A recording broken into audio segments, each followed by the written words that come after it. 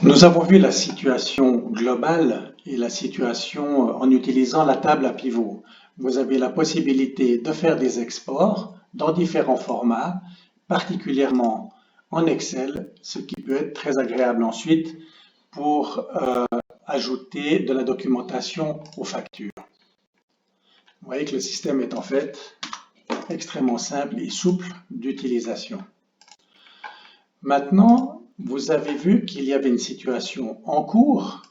Cette situation, en réalité, est corrigée de ce qui a été facturé. Pour voir ce qui est facturé, vous devez aller sur les périodes facturées, dans le menu principal.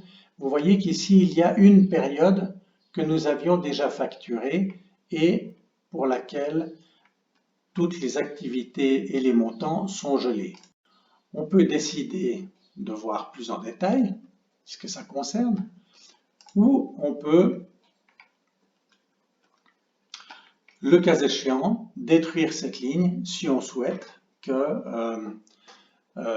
cette période de facturée ou tout simplement pour une étude avait été gelée, nous souhaitons l'enlever.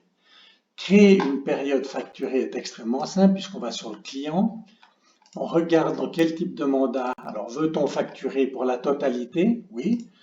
Depuis quelle date? Admettons que ce soit depuis début mai, et puis que ça aille jusqu'au 30 mai, la fin du mois.